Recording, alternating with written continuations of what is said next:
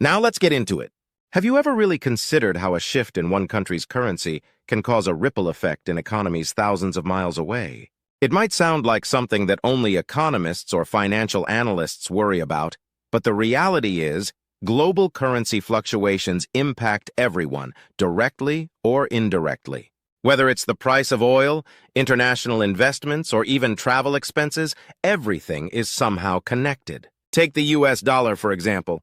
It's long been considered one of the most powerful currencies in the world. It's used in international trade deals, stored as reserve currency in foreign central banks, and influences the prices of major commodities.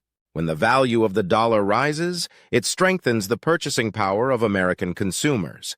But it can also make goods more expensive for countries that trade in dollars. On the other hand, when it drops in value, as it seems to be trending lately, it doesn't just impact American wallets, it sends shock waves across the globe. Now here's where it gets interesting, Iraq. You might not immediately associate the falling US dollar with Iraq, but there's a fascinating and complex link between the two. Some analysts and everyday observers believe that the decline of the US dollar could present a unique opportunity for the Iraqi economy, specifically through its national currency, the Iraqi Dinar. Right now, the Iraqi Dinar isn't exactly known for its strength. In fact, it's often cited as one of the more devalued currencies in the global market. You might have even seen the physical notes. They contain multiple zeros, a reflection of how far the currency has fallen from its value decades ago. But what happens if the dollar continues to drop? Could the dinar actually strengthen? Could it be the spark Iraq needs to revitalize its economy? Some people seem to think so. If the dollar keeps losing value, the Iraqi dinar could increase in strength in relative terms. This might sound simple, but the implications could be significant. A stronger dinar could give Iraq more purchasing power when dealing in international markets. Imports could become cheaper. Investments could become more appealing. Citizens might find better exchange rates when traveling or conducting business abroad.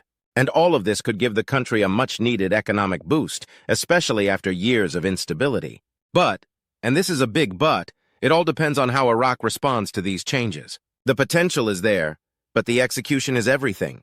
The Central Bank of Iraq and the national government would need to step in thoughtfully and swiftly. They'd have to closely monitor exchange rates, adjust interest rates where necessary, and ensure that monetary policies reflect the new global economic environment. This is easier said than done. Economic policy changes, especially those involving currency, need to be handled with precision. A move made too quickly or too slowly could destabilize the market and undo any potential gains. And let's not forget that Iraq has tried to reform its currency system before. The results have been mixed at best. In many cases, reforms were rushed or poorly communicated. People didn't understand what was happening, businesses struggled to keep up, and rumors fueled public panic. Imagine trying to fix a broken system with duct tape and hope it doesn't work. People began to hoard cash, fearing further devaluation. And once the public loses faith in a currency, it's incredibly hard to win it back. I spoke with an Iraqi citizen named Ahmed, and he summed it up perfectly. He said, "We've seen this story before. We need stability, not another round of promises." And that sentiment is widespread. Many Iraqis are tired of reforms that feel like experiments. They want policies that are clear, consistent, and sustainable. And honestly, who can blame them? Trust in leadership is fragile. If people feel the government is either benefiting from economic chaos or simply too incompetent to handle reform, that distrust becomes deeply rooted. And as long as that mistrust exists, even the most well-intentioned reforms will be met with skepticism and resistance. But it's not just Iraq's internal decisions that matter. International politics play a big role too. Leaders from other countries, especially those with global influence like former President Donald Trump, can indirectly impact Iraq's economic future. Trump's stance on foreign policy, international trade, and diplomatic relationships with the Middle East all influenced investor confidence during his presidency. Even now, figures like him can sway global sentiment. Strong diplomatic ties between Iraq and other powerful nations can lead to increased foreign investment. When investors believe a country is stable and has growth potential, they're more likely to put money into infrastructure, technology, and other sectors. That capital injection can lead to job creation, better public services, and a more resilient economy. But Iraq has another wild card in its economic hand: oil. The country holds some of the largest oil reserves in the world. Yet, despite this immense natural resource, Iraq's economy is still fragile. That's because oil prices are volatile. When oil is booming, Iraq has more flexibility. When prices fall, the country feels the pain deeply. Any potential gain from a stronger dinar could be quickly wiped out if oil prices drop or global demand slows. Historically, Iraq has seen moments of economic hope, especially during periods of reconstruction. After the war, there was a wave of rebuilding efforts. International companies came in, new businesses opened, and there was a sense that maybe, just maybe, Iraq could turn a corner. That period showed that, with the right support and stability, progress is possible. Beneath the layers of damage and difficulty, there's a population of people who are ready to build something better. So what's standing in the way? A lot, to be honest. Corruption, weak institutions, poor planning, and political instability. But that doesn't mean change is impossible. In fact, this moment might be an opportunity.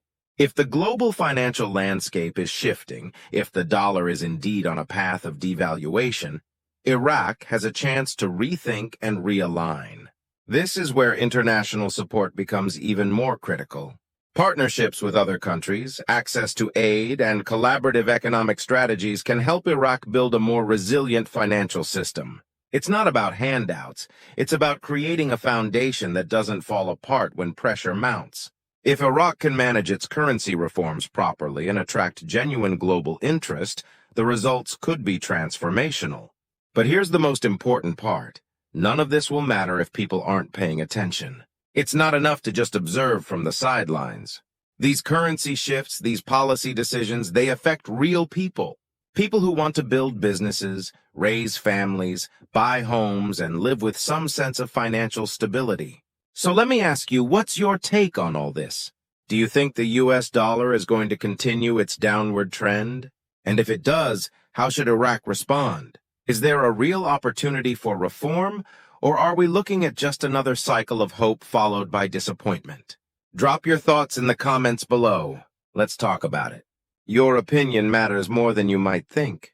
And if you found this video insightful, go ahead and give it a thumbs up. Share it with someone who's interested in global economics or who might be following the situation in Iraq. Subscribe to the channel so we can continue unpacking complex issues like this one together. This conversation isn't ending here. It's just getting started. Thanks for watching, and I'll catch you in the next video.